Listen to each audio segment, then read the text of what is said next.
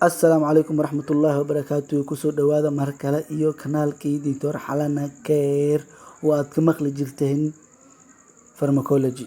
Waxaan kasii ama qaadaynaa cashirkeena meeshuu noo sii jeegay pharmacotherapeutic. Pharmacotherapeutic maxaa la dhahaa? Waa cilmigii pharmacology lagu daray kan daaweynta.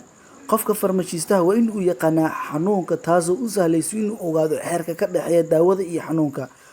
Pharmacotherapeutic waa laf dhabarka daawada. Pharmacotherapeutic wuxuu inta badan awood saaraa selection, dosage, duration. Selection oo ah daawada meesha ku habboon tahay, dosage oo ah xaddiga daawada ay ku habboon tahay, durationna waxay tahay muddada uu ku habboon yahay daawada.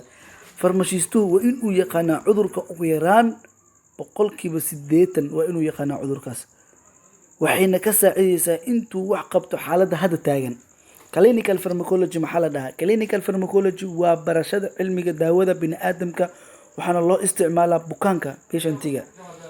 Marka la doonayo in la barto clinical pharmacology waa in si wanaagsan loo bartaa pharmacokinetics oo ah sida daawada jirka u soo gasho ugana baxdo, pharmacodynamic oo ah sida daawada jirka ugu qaadato.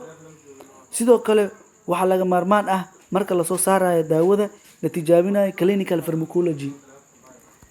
Qaybaha ugu waaweyn ee practical clinical pharmacology waxaa ka mid ah saameynta daawada, waxyeelada daawada ee ka imaan karto, isku halaynta badqabka daawada.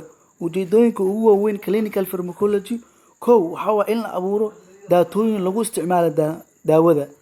Lambar 2 waa in dhiirigelin kor u qaadista isticmaalka daawada.